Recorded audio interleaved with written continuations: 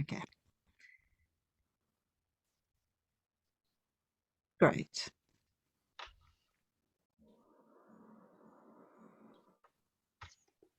So you have quite an exciting topic today, Yes, the Andrew. SolarWinds hack. Yes, so we're going to Yes. spend quite a bit of time talking about that. Yeah, it's a really, really interesting breach.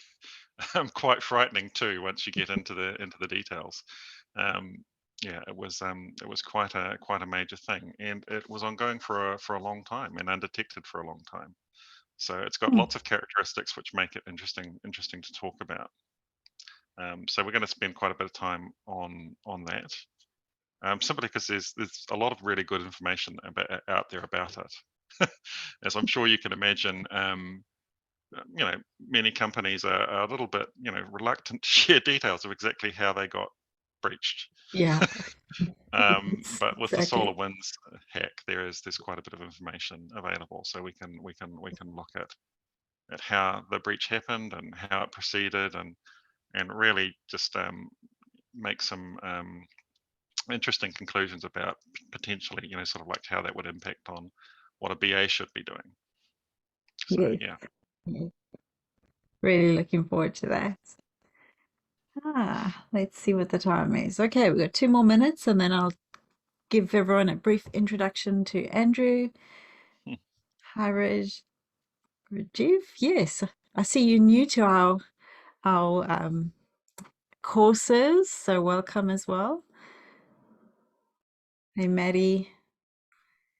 Good old New Zealand. Mm-hmm. Well, Can at you least see I'll have everyone's? Yeah, no problem with my accent. So there we go. Oh, you got a semi-posh accent, don't you, Andrew? I'm semi posh. I'm very Oh, really? semi posh. Very semi. Yeah. Ah. Oh,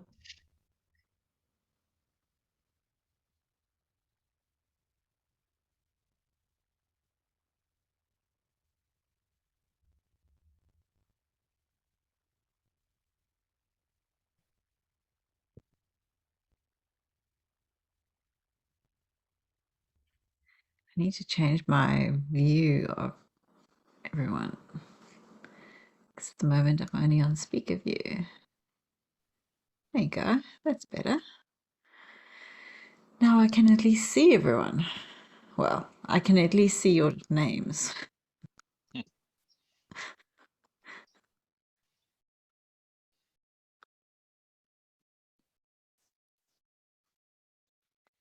All right, Andrew, shall we start? Or at least Why start not? with your introductions. Yes, Sure. so welcome everybody to, I think, a very interesting section, topic that we're going to discuss today, cybersecurity. So just want to introduce you to Andrew Robbins, a friend, a highly Hmm. intelligent man. If you ever get into Thank a you. good debate with Andrew, make sure that you are well prepared, very well-read man. Um, Also, he runs our cybersecurity course for BAs, so part of our Agora training team. So, just want to give you a big welcome, Andrew, and thank you for joining us today. And Andrew always provides great content. So he also writes, when people do assignments, he writes really what I would call almost love letters in his responses to learners. So great to have you here with us, Andrew, and I'm going to hand over to you now. And if anyone does have any questions, please feel free to just put your hand up, and then we'll kind of navigate through those questions with Andrew so that he doesn't have to try look at too many screens. So focus on what you need to do, and those who do want to Sure. ask a question, we'll interrupt from there. Yeah. And Okay. yeah, just Yes. feel free to jump in with questions at any stage. I'm very distractible. It's Okay. actually a positive trait in my work. But yeah, just feel free to interrupt. Okay. All right. Great So stuff. let's look at some of the topics we're going to be covering today. So we're just going to look at, start off by looking at some examples of recent attacks. And then we're going to look at the types of security that were breached during these attacks. And then we're going to spend some time looking at how to add cybersecurity to your requirements. And then just a brief overview of what the offering for the CCA Cybersecurity Masterclass is. Now, also, just one thing to be aware of is that I have a propensity sometimes to talk really fast. So I'm going to be keeping an eye on that throughout the presentation. But if you could give me some feedback, if you feel like I'm speaking too fast or too slow, then just jump into the chat and deliver a comment, and I will try and moderate my approach. Okay, so now the great thing about 2021 is that there are a million different examples of cybersecurity attacks that we could talk about, and it's been a bumper year if you're an organization or an individual looking to breach other organizations' cybersecurity perimeters. That's just been a lot of really, I guess you could say, worrying examples of cybersecurity attacks that have happened this year. I've listed on the slide some of the examples. This just could take up the whole presentation. But just briefly, we had a Facebook data breach, which potentially impacted 533 million users. That was actually big in the news for a few days until other cybersecurity breaches happened, and they took the spotlight. We had the Kaseya ransomware attack, which potentially impacted 1,500 different businesses. We had the SolarWinds breach, which we're going to spend quite a bit of time talking about in the rest of the presentation. But that was a truly horrifying and complex operation, which breached a major managed service provider in the US, and yes, it was 12 federal agencies were breached and hundreds of businesses. We Just had the a quick, Microsoft. Sorry. Andrew, just a quick Yep. interjection. If you could just tell what industries Yep. those are, because I don't know of all of the names necessarily. So maybe people are just wondering where they're from. And so Okay, SolarWinds sure. and So obviously, yeah. we're familiar with Facebook, I think. Um, so Kaseya is a managed service provider. So what they do is they manage services. Sorry, manage servers for small and medium-sized businesses, and they were breached, and through them, all of their clients were potentially breached. So they're a US-based company. SolarWinds is a Texas-based a company that produces a product called Orion software, which is also used for managing on-premise services. And again, so they were a software company that produced software that managed service providers used to manage servers for clients. And so, similar to the Kaseya ransomware attack, just one step further up the chain. So Microsoft Exchange, obviously, that's a product that runs mail servers throughout the world. And the Colonial Pipeline ransomware attack, it was a breach of, I guess, a company which was managing the control systems for a major pipeline, again in the US, which supplied oil from Texas through to the eastern seaboard of the US. And what the ransomware attack did in that instance is it prevented the pipeline from being controlled, which meant, of course, you couldn't put fuel through it, which caused a whole list of problems for various different people on the eastern seaboard of the US. So yeah, quite a variety of different attacks, and as I said, the list is incredibly long for 2021.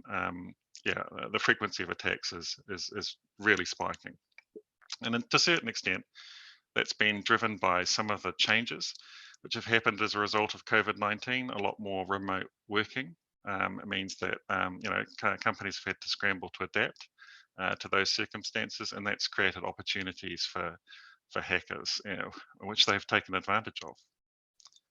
So so sorry, that's just a little bit of context about these attacks. But the one we're going to focus on is SolarWinds breach, because as I said, it's a well documented breach, and it's really sort of like quite interesting in terms of some of the information that is available about how the hackers were able to breach SolarWinds and distribute their package, which breached so many different agencies and companies.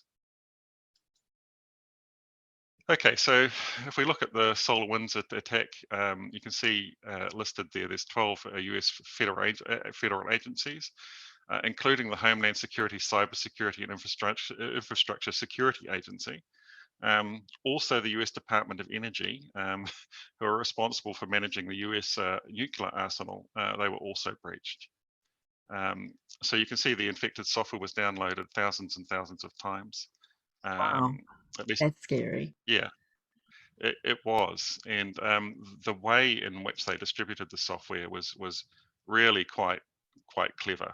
And we're going to get into that a little bit further on. You see there, 2 network security companies were breached. Okay, and they were breached in a way that meant that the hackers got access to all of the tools that these network security companies use. So one company in particular, which was the company that actually noticed the breach, and we'll get into how they noticed the breach a bit later, but all of the tools that they use for penetrating clients' sites and you know, scanning and monitoring for vulnerabilities, they were downloaded by the hackers, and the hackers got access to the full suite of the tools developed by this company. You have to assume that that they also did the same at the other security company that they breached. This is really interesting, this next point. The breach was active in impacted networks for at least 9 months before it was detected. And in that time, there was an information gathering phase that the hackers went through. They gathered a lot of data before they started to exploit the breach. Okay, which is a really interesting characteristic of the organization that did the breach, was that they had the patience to do that. And as I said, the initial target was a developer of network management software. So there was a company called SolarWinds. The product that was breached was a product called Orion, and it's, as I said, it's a product which is used to manage on-premise servers for other companies.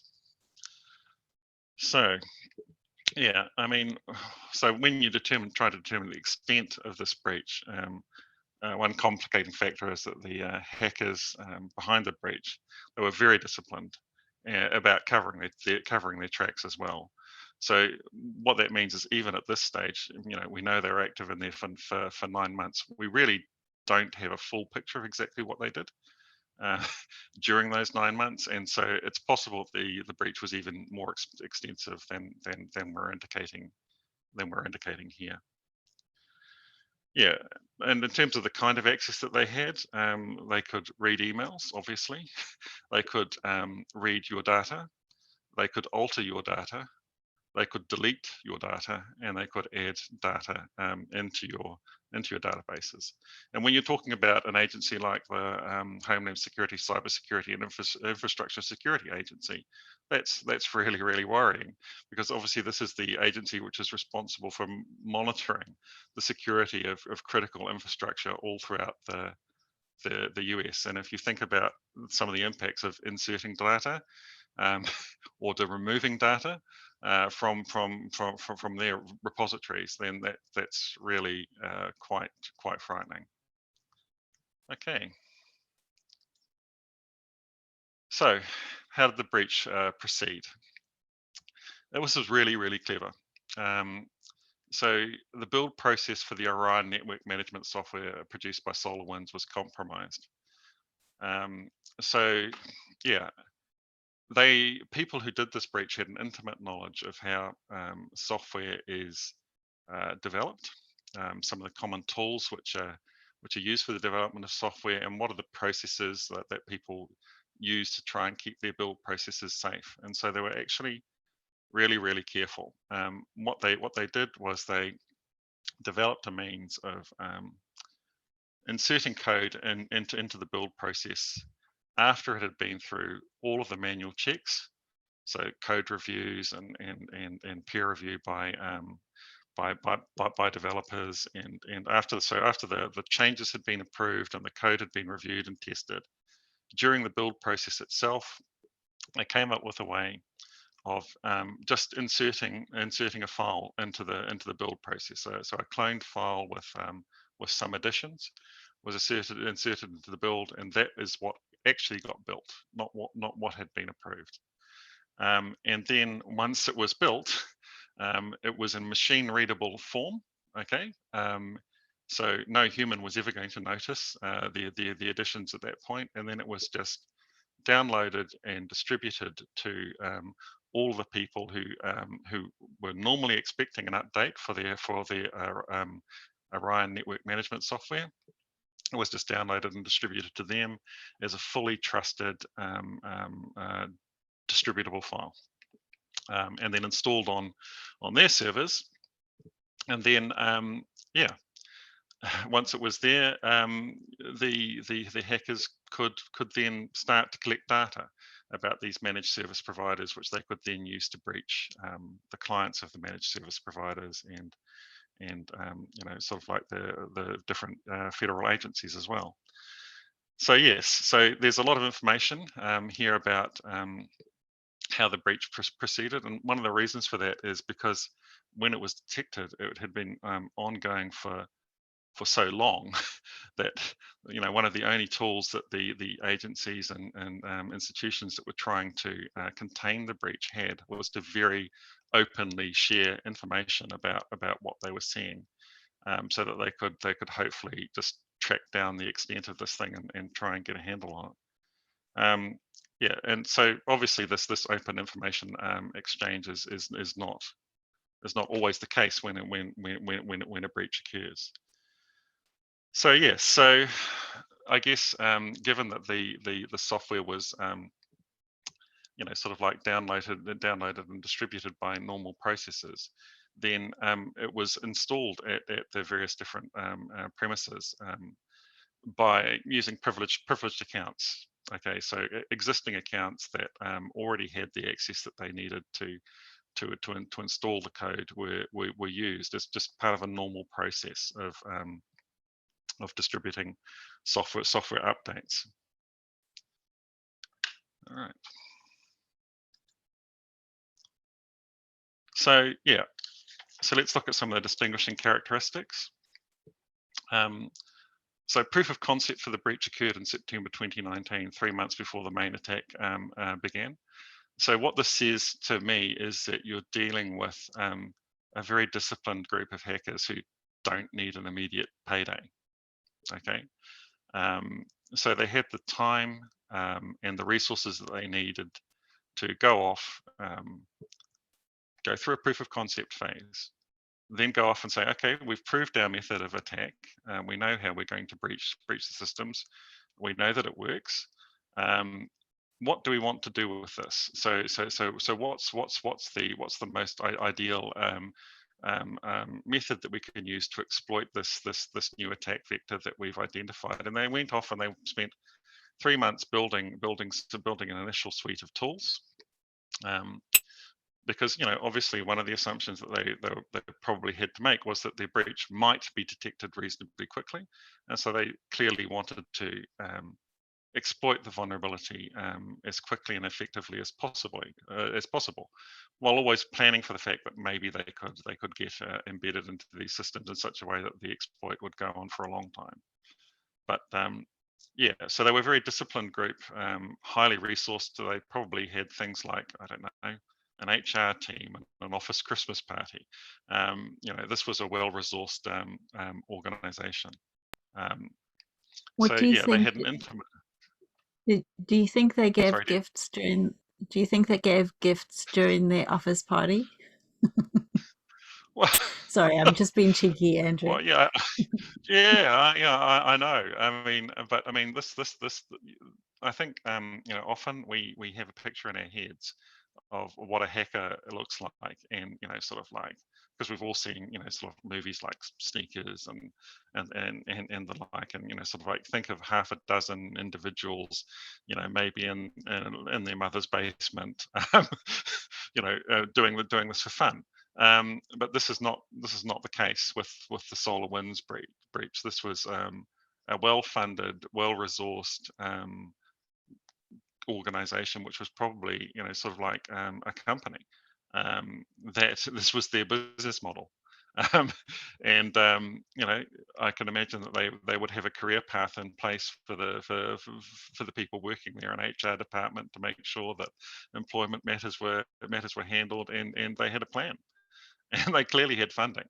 And so this is why sort of the various different agencies involved in analysing this breach have said this has to have been a state actor, but they can't definitively prove it, because these guys invested a lot of effort in cleaning up after themselves, and some of the Easter eggs that normally hackers leave in code. For instance, comments and jokes written in Russian or Chinese or Iranian or English, depending on which countries hackers we're talking about. None of that was present. The code was very clean. They were determined to leave no clues about who they were or where they came from. Actually, yes, and I think that last bullet point there is really, really interesting. The tools that they built to accomplish this breach were generic and were clearly designed to be customizable to attack other software providers. So, I mean, it could be that these same tools are being used all over the world on different clients now who just haven't noticed the breach yet. I mean, these were capable agencies that were breached, and they were breached for 9 months. I mean, some of the techniques that we used were really interesting, because they did an initial information gathering phase. They actually modeled the behavior of different users and also different systems. And then they built customized tools that would allow them to insert traffic that looked like, for example, Microsoft Teams account, and that they could then use those tools to achieve their objectives, all the while knowing that they'd customize their attack to look like normal traffic from a normal account doing normal stuff. Okay.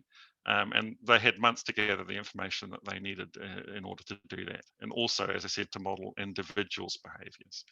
So yeah, they were very sophisticated and knew what they were doing.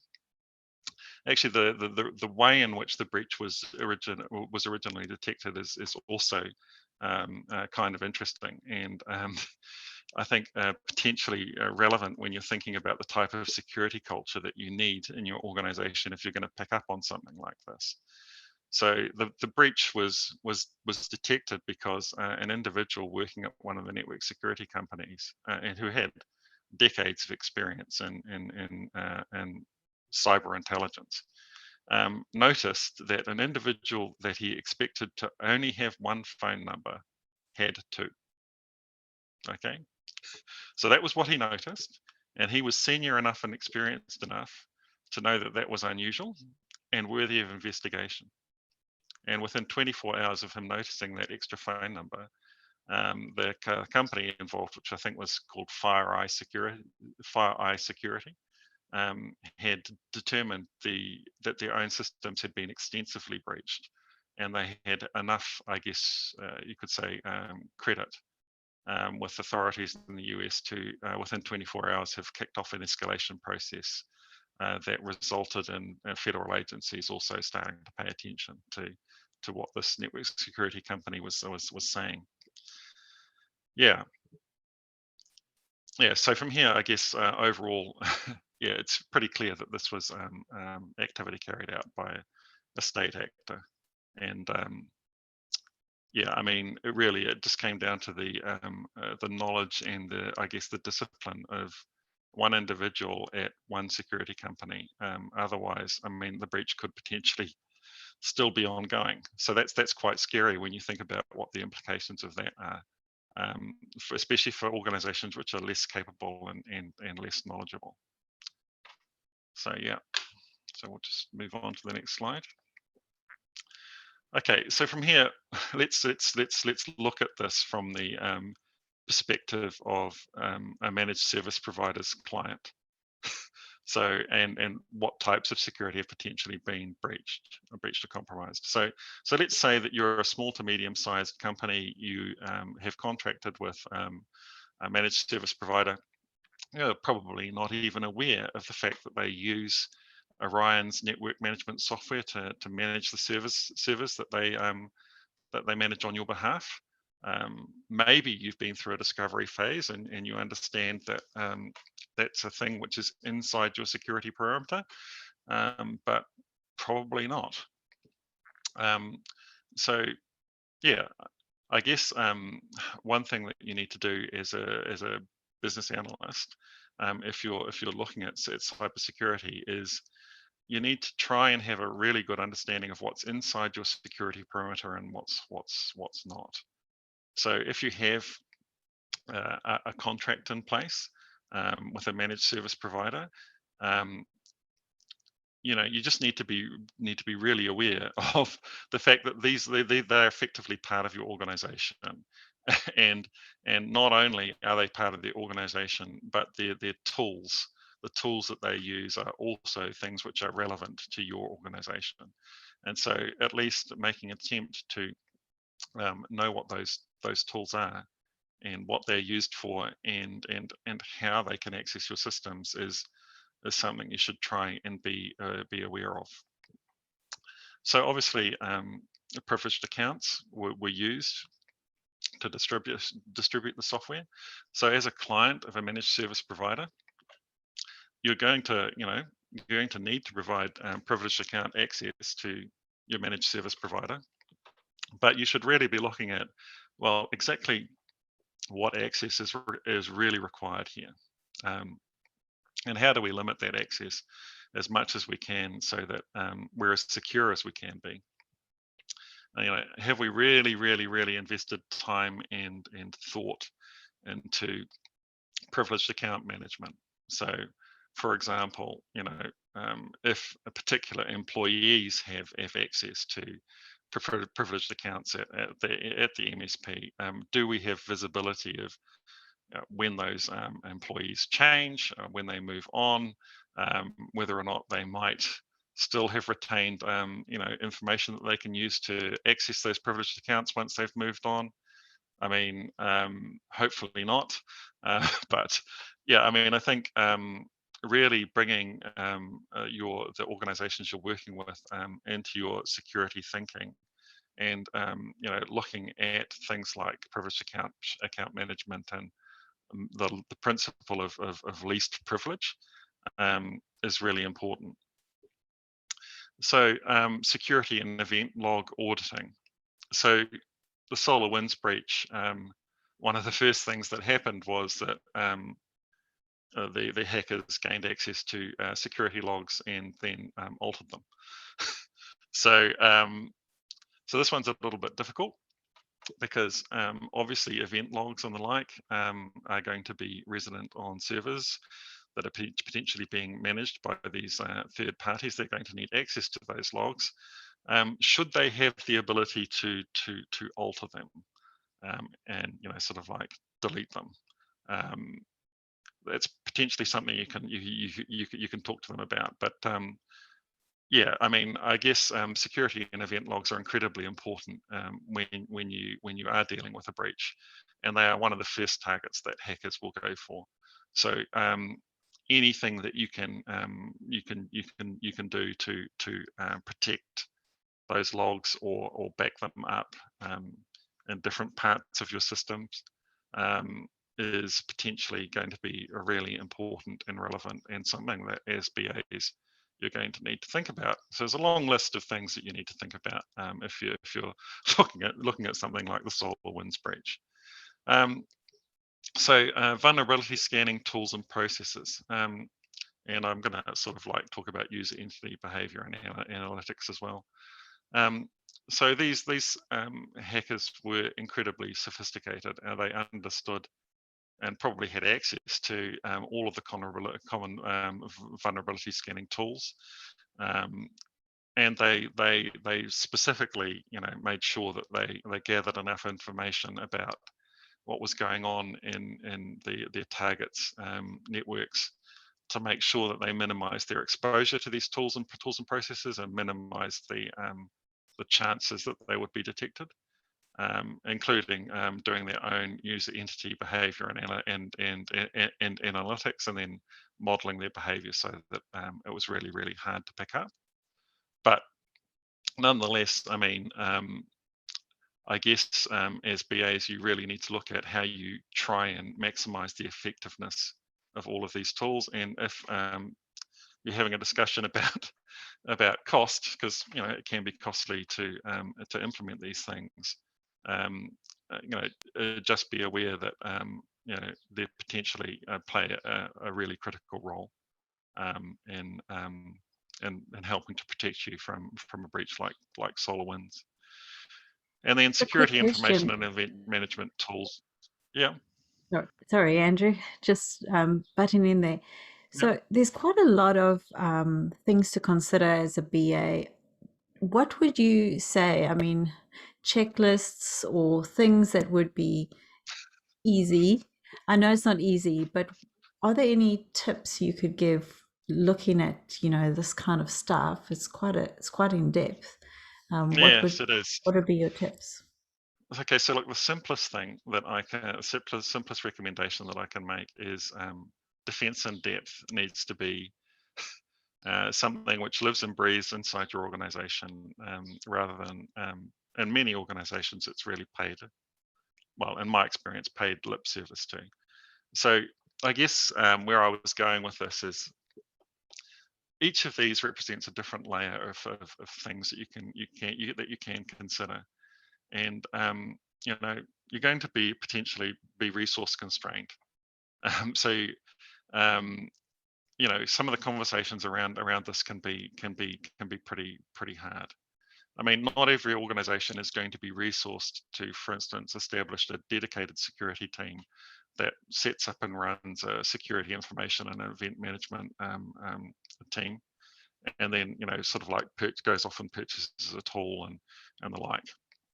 But you need to at least think about, well, how are we going to gather secure information that's relevant to our security state, and how are we going to manage events when they do occur? I think actually, so that's probably one key piece of advice. Don't plan on a breach being a hypothetical. Okay, plan on a breach being a thing which is actually going to happen, and then, I mean, if you're resource constrained, I think probably your best bang for buck is going to be make sure that your continuity processes and your backup and restoration processes are where you invest some time and effort, because a breach like SolarWinds, I mean, as a client of a managed service provider, you have virtually no chance of detecting the breach or preventing the breach from happening. If the companies that you're dealing with, if the software tools that they're using to provide services to you have been compromised, sort of like in the build process, then you've got no chance as a client of one of those managed service providers of preventing a breach from occurring. So and I think just given the scale and number of breaches that have happened over the and the uptick that we've seen this year, I think that planning around your organization's resiliency is probably time well spent. But yeah, I mean, as you mentioned, there are tools that you can use, okay, that you can use to help you in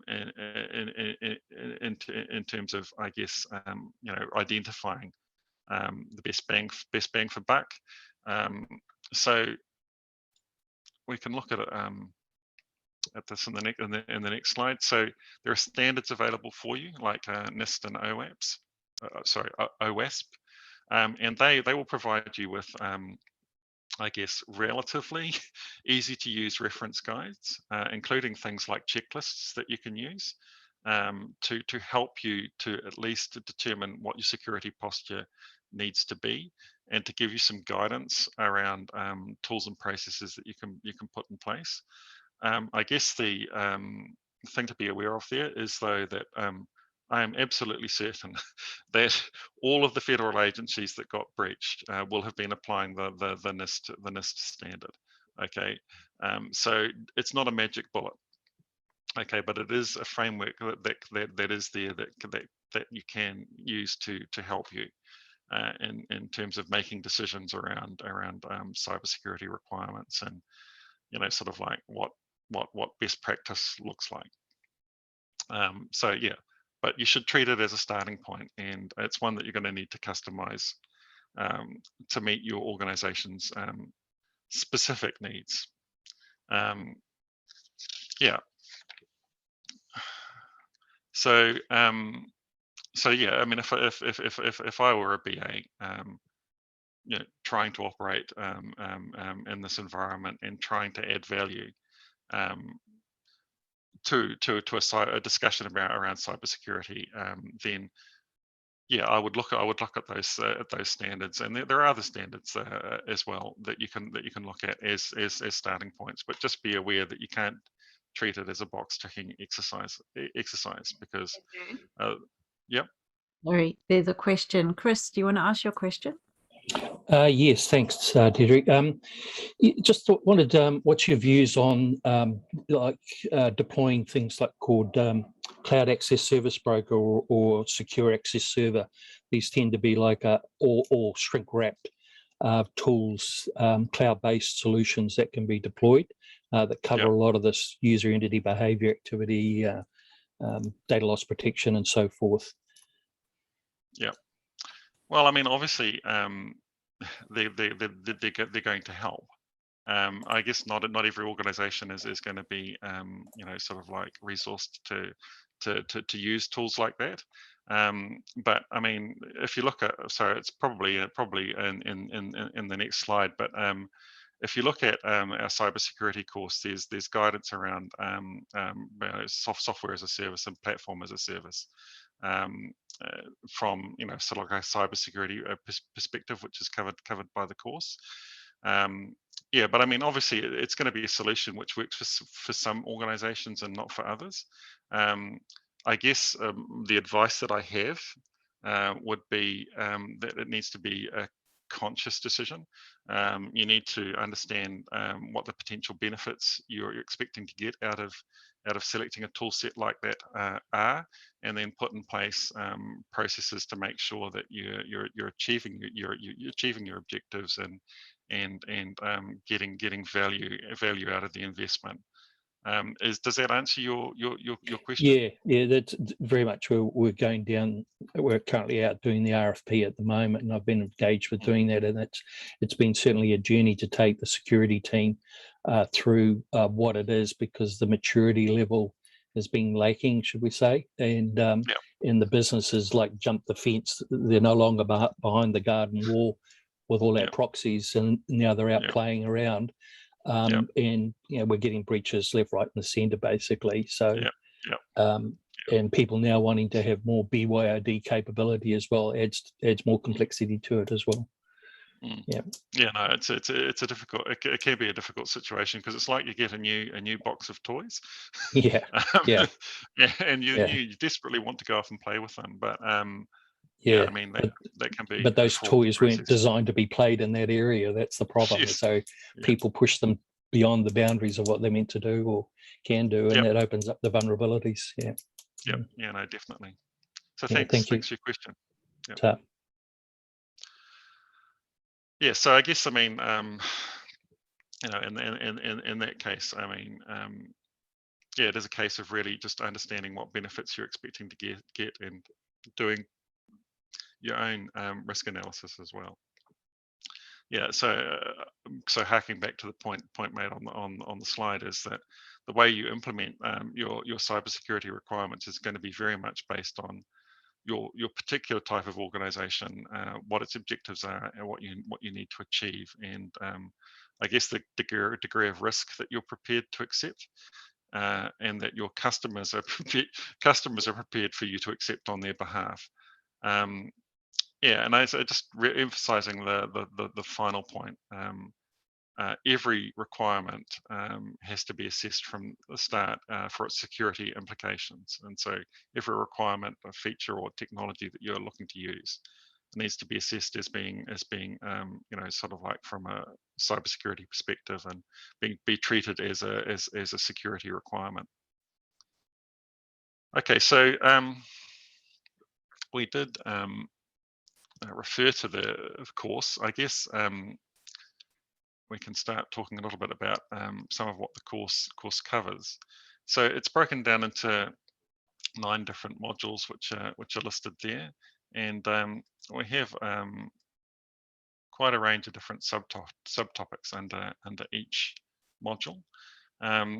So it's quite a wide-ranging course. It really is targeted at sort of like what role a BA plays in all the different, I guess, stages of cybersecurity analysis, and really looking at the different levels in the organization that a BA could operate in from a cybersecurity perspective. So obviously starting off looking at the enterprise, and then looking at actual solution delivery. So for example, if you look at module 2, enterprise security concepts, it covers things like security accountability, how to assess the cost of securing an organization. It looks at outsourcing, determining what your risk tolerance as an organization is. It looks at some of the compliance issues. It goes over benchmarking, data privacy, things like digital rights management, and audit, internal and external audit processes. And then if, say, for instance, at module 4, cybersecurity risks and controls. So just looks at giving you a framework to understand security controls and risks. Talks about the CIA triad, so and applying controls. Gives you an overview of different types of threats and vulnerabilities and the adverse impacts associated with those threats, and how you can use your understanding of risks and controls to mitigate some of the impacts of those adverse impacts and risks. And then sort of like in module 5, they get into a little bit more technical detail about different types of security, like physical security, endpoint security, and then looking at a brief overview of network security architecture, firewalls, and just the role of various different components of your security infrastructure. And then we start talking about things like platform security as well, and various different impacts of recent developments like the Internet of Things. Module 6 is all about data security and looking at data at rest and in transit, and some of the technologies that help secure data in different states, and some of the issues associated with that. And then we get into things like user access control and solution delivery. So it's a reasonably broad topic. There's a lot of ground to cover. As I said, the course does really focus on the BA's perspective and how you can add value, and what your responsibilities could look like when you're performing different roles within different teams, looking at cybersecurity. It is designed to operate as a guide. Obviously, sort of like organizations vary hugely, and it is a reasonably broad overview.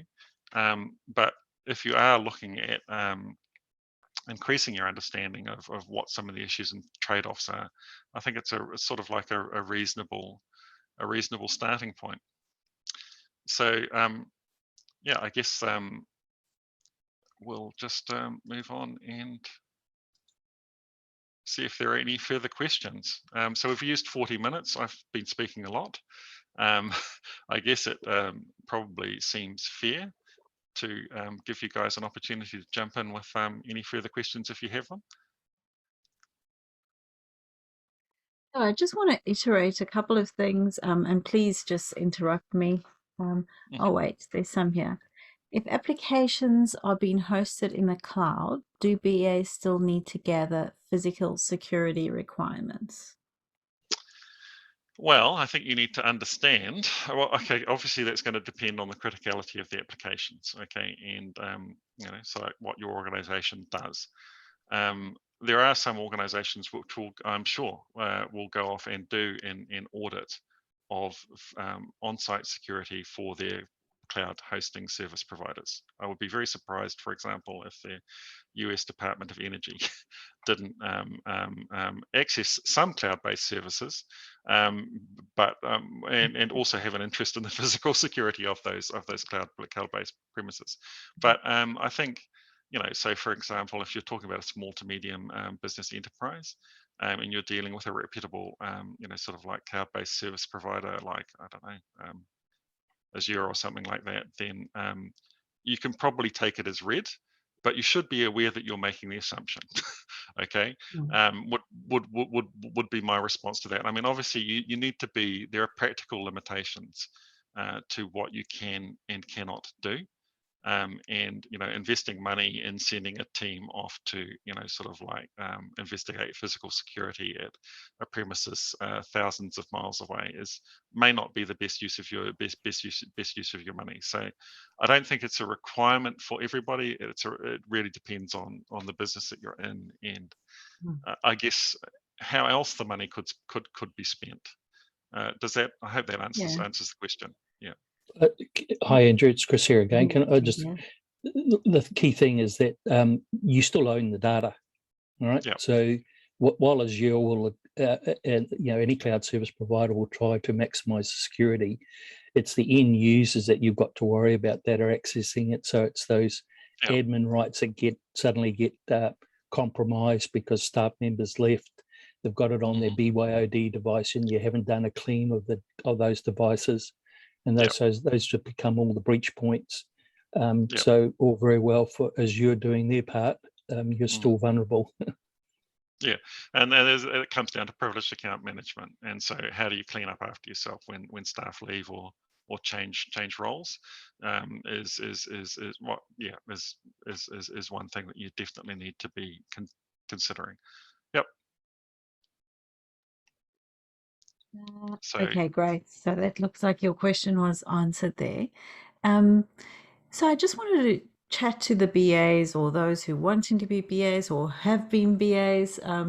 There's different levels, and really your cybersecurity layer is, moving into kind of a more specialist area as a BA and the requirements. And there's some key points that you said, Andrew, and assume that it will happen. I think that is a really important requirement. And so, having that in place from the beginning when you are doing your high level requirements. And there's no reason why you can't put a high level requirement in and park it. And this is quite important. So even if your company doesn't have certain protocols that they're using, but may want to use that in the future, those can still be raised, I'm assuming, in your projects. And you can always get someone to say, no, we're not going to do that, rather than forgetting something that might be very obvious. Yeah, so just relating back to my answer to the question about physical security, where I said I would note it as an assumption that it was okay to ignore that requirement. So you would potentially capture the requirement and then just say, hey, actually, we're not going to do anything with this because it's not a good bang for buck, so that would be exactly the process that you've described. The other thing is, you mentioned everyone should consider having defense in depth. Yes. So Absolutely. can you just give the Defense in Depth for Dummies version / BAs can use, kind of just quick summary. Yeah, sure. Okay, so I used to work for a company that built a product, and their approach to security was it's going to be behind the customer's firewall. Okay, so that is an example of no defense in depth. Okay, so the product was completely open. It wasn't designed for security. So okay, so let's look at a way defense in depth would work. So specifically looking at, say, for instance, the security and event logs. Okay, so so a defense in depth approach would assume, okay, people are going to get inside our system, but we're going to make sure that our event logs are only accessed by, I don't know, 3 individuals in the organization. Okay, and we're going to make sure that those user accounts are the only user accounts that can view the alter data in the event logs. So other people might be able to view the logs, but the integrity of the logs is going to be protected by the fact that we're restricting access to the ability to modify or delete the logs to these 3 individuals. And we're going to put additional security in around these 3 individuals' accounts. So that would be a decision to accept a lower level of security for other parts of the organization, but a higher level of security for the specific rights to modify or delete event logs.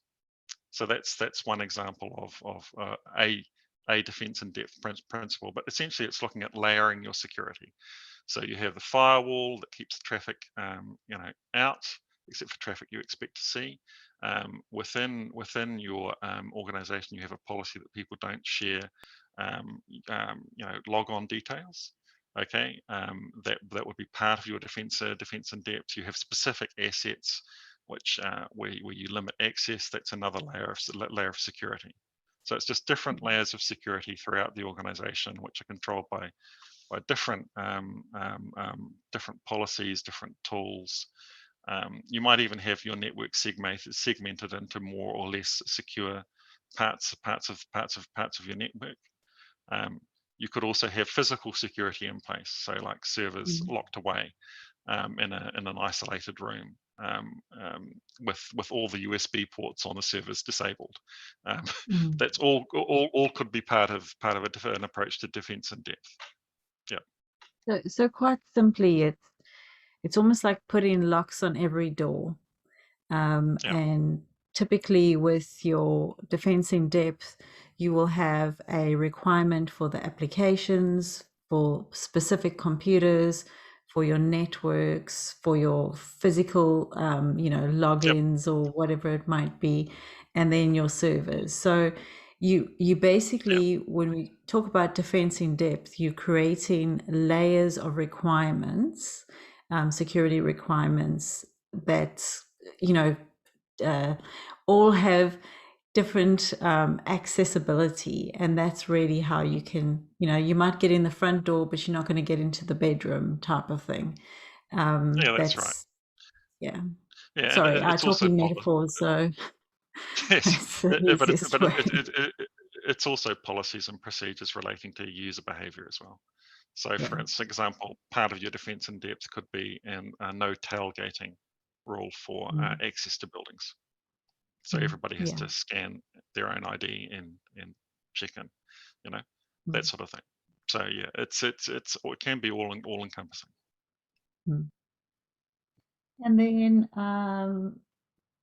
okay, you also said security should be in every requirement. Yes. What did you mean by that?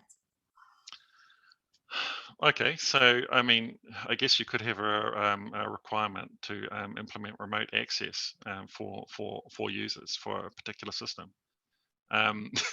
So how are you going to deliver that securely? Okay, what are the security implications of providing remote access to a system? How are you going to restrict that access? Are you going to think about things like, well, are there going to be different levels of access for different users? So I mean, it can be a simple thing to write down. Oh, you must have remote access for the system. But from a cybersecurity perspective, once you consider that as a gaping back door, how do you make that back door just big enough that just as big as it needs to be, and how you can make sure that only the people who need to get through that back door can get through that back door. So that's what I mean by that statement. I think it's really important, and for those, like I said, the BAs, we have a kind of a hierarchy between our business requirements, our user stories / stakeholder requirements, and then our solution requirements. And having security at the top layer as a business requirement, which is well defined, and then broken down into those stakeholder and solution requirements, both functional and non-functional, I think is essential. And I suppose some of the tips for BAs is you don't have to know all of this. You don't have to know exactly what everything means. I'm not suggesting don't learn it. I think it will be helpful. But you do need to know it exists. And I think that's the important thing, that when you are capturing requirements or when you are working within a project, you can at least ask the question.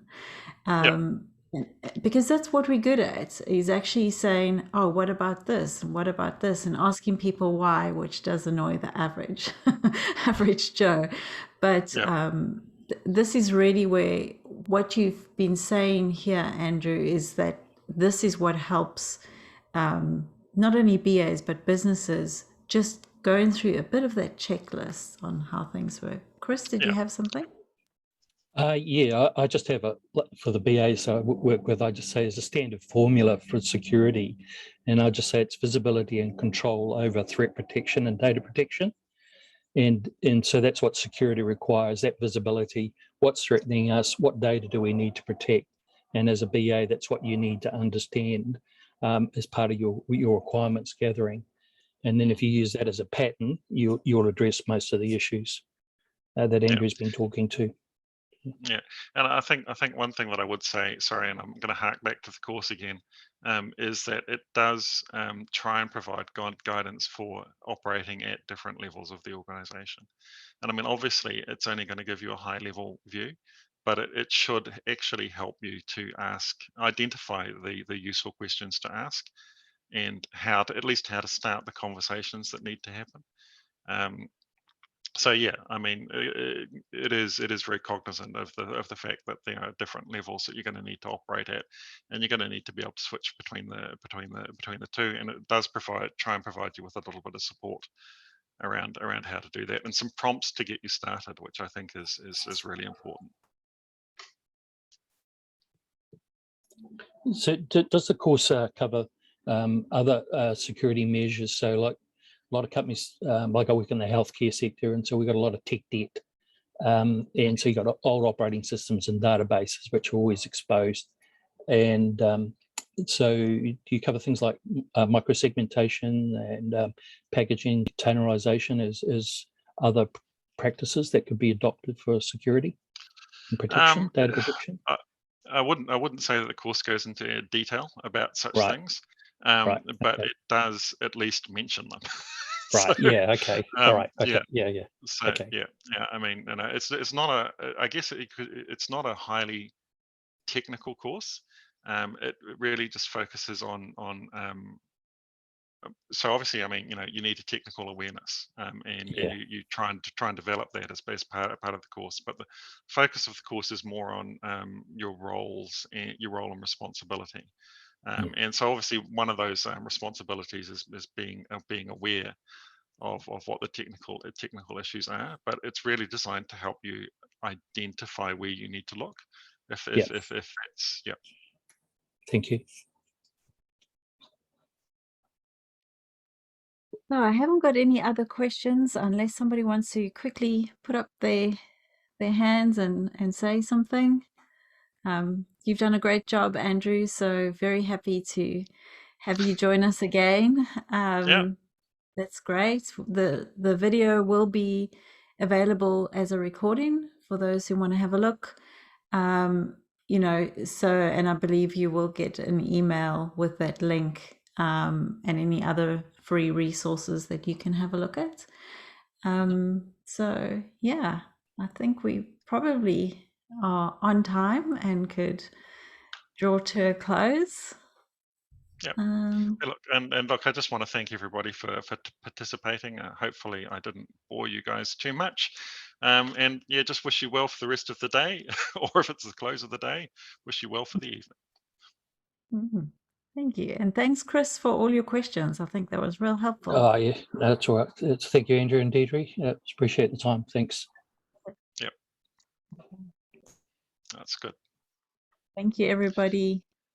Great seeing you all again. Thank you, Andrew. Much appreciated.